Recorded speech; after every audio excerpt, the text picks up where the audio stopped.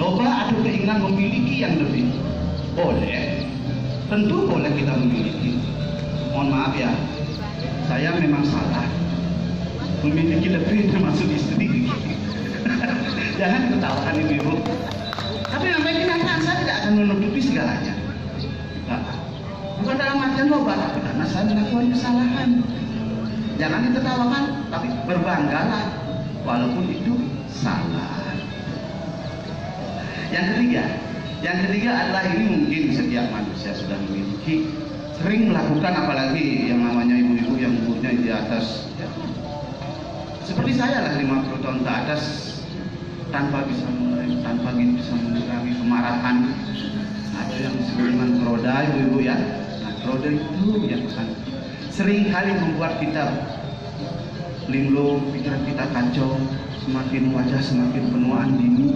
Walaupun kita keluaran di mana-mana kita lihat, wow, ini anti aging, anti penuaan. Tapi kalau hati kita masih diselimuti oleh kebodohan berupa marah terus, jangan harap berjuta-juta klinik anti aging tidak akan mampu.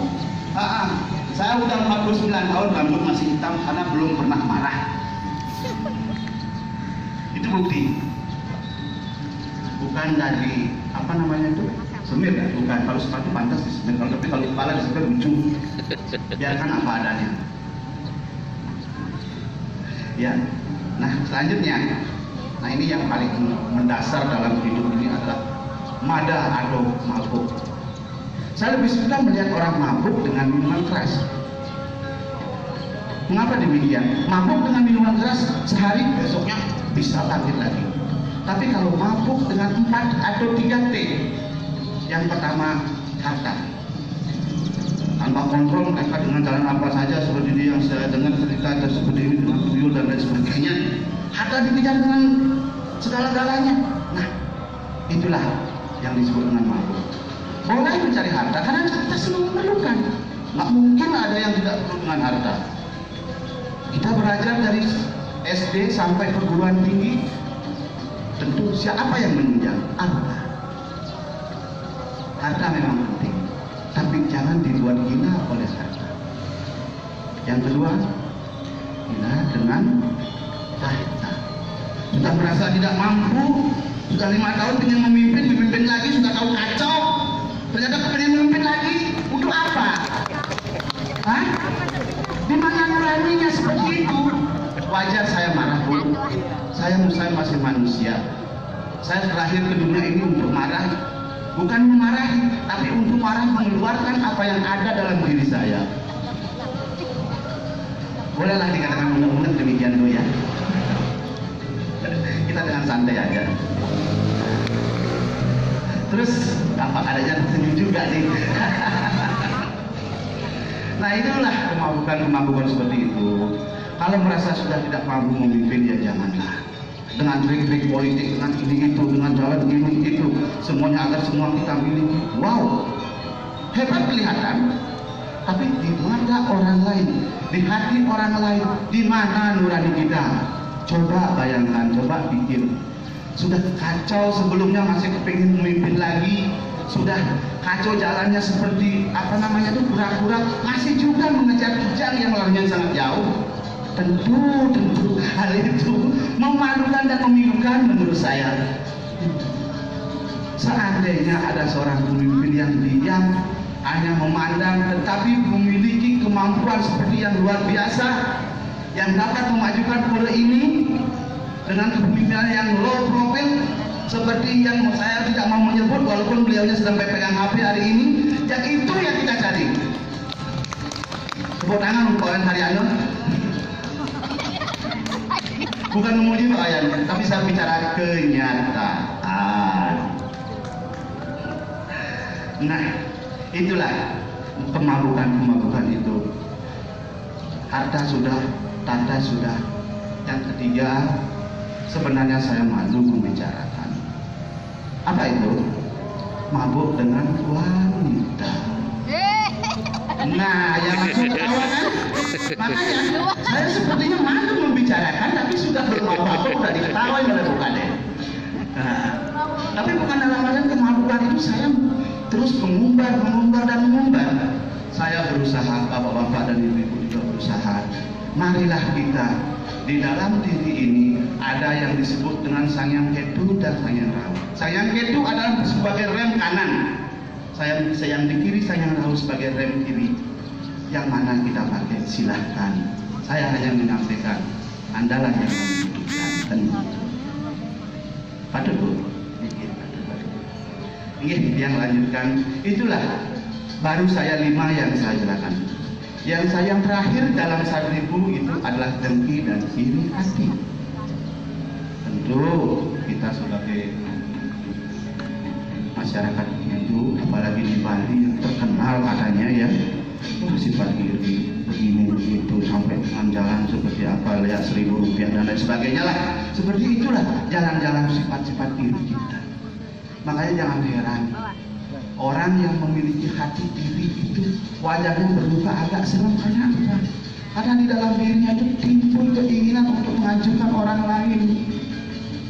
Maka dari itu sangat di luar sekali di Mistur Mandala ada patung yang mukanya seram. Itu Andalah janganlah seperti itu. Mungkin di Pura Dalam kan tidak seperti ini kan. Itu yang satu tangan meminta. Itulah simbol sebagai tanda diri, dengki dan semuanya. Nah, itulah tanda-tanda awal dari menuju kebahagiaan dan kedamaian yang sering kita lupakan, yang kita jalankan sehari-hari tanpa mengikuti koridor-koridor yang utama. Nah, setelah kita bahas 1000 ini sebagai awal daripada tanda pertama itu, disinilah pada kesempatan yang sangat berbahagia ini, heningkan pikiran sejenak. Camkan apa yang telah saya sampaikan, bahwasanya 1000 itu penghambat pertama sebagai tanda menuju kebahagiaan dan kedamaian. Nah, tanda kedua apa? Ada lagi. Di saat kita memusatkan pikiran, di saat kita merenung sejenak, bayangkan, pernahkah kita pernah disakiti? Oh, ternyata hidup ini keras ya. Mungkin gitu berpikir. Saya harus berjuang keras. Saya pernah disakiti, saya pernah disiksa, saya pernah dihina, bahkan saya pernah dipermalukan. Cobalah merenung di sini, duduk di sini, renungkan. Bayangkan orang-orang yang pernah menyiksa kita. Kalau masih dalam pikiran kita, masih istilahnya ada ingin pembalasan, masih ingin membalas semuanya itu, masih palsu diri kita. Saya dan ibu-ibu dan bapak-bapak di sini masih palsu.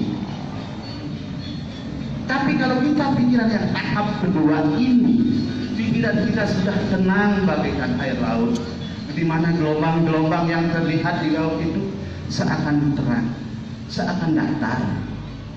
Di sanalah tanggal kedua yang dikenal dengan sangkan paraning madi betaring jati diri. Itu bahasa Jawa kuno yang sampai sekarang di Kejawen itu masih dipegang. Artinya apa? Kembalikan jati diri kita agar memahami sifat-sifat kita yang terlahirkan oleh dari raga berupa jiwa-jiwa titipan Tuhan yang ada dalam diri kita sudah menemukan ketenangan. Itulah tanda kedua kebahagiaan. Di mana kita menentukan? Di mana kita cari? Dalam diri. Tempatnya di mana? Boleh di pura, boleh di rumah, di mana? Silahkan tentukan. Coba bayangkan bagaimana di saat kita dihina. Bayangkan teruskan. Oh, kalau kita merasa biarkan seperti air mengalir, biarkan seperti air mengalir. Apabila dikubangkan, saya masih pikiran saya kacau. Teruskan, niscaya akan menemukan tempat atau pikiran yang tenang. Itu sebagai tahap kedua. Nah, tahap ketiga, di mana kedamaian itu ada. Di saat pikiran kita mulai merasakan bahwasanya segala yang terjadi di dunia ini baik buruk intinya itu sudah bisa kita cermati dengan tenang, cermati dengan jalan baik, maka kedamaian itu akan semakin muncul. Di sanalah yang dikenal dengan surya dira jaya ningrat lembur deni pangastuti. Segala kejahatan baik maupun kebajikan akan tetap berlanjut seperti biasanya tanpa tergoyahkan jihad itu. Mudah-mudahan bisa seperti itu. Semoga dalam kesempatan yang berbahagia ini, saya berbicara ini tidak sia-sia. Saya berbicara di sini bukan sekedar menyampaikan, tapi menghayati bersama, melaksanakan bersama, dan juga menjadi tonggak awal daripada pembangunan di sini agar menemukan jalan terbaik dari susunan kita di sini.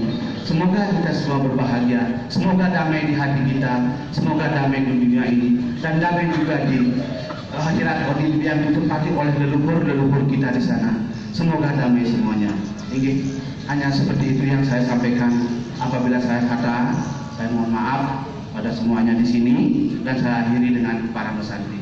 Om Santi, Santi, Santi, Om.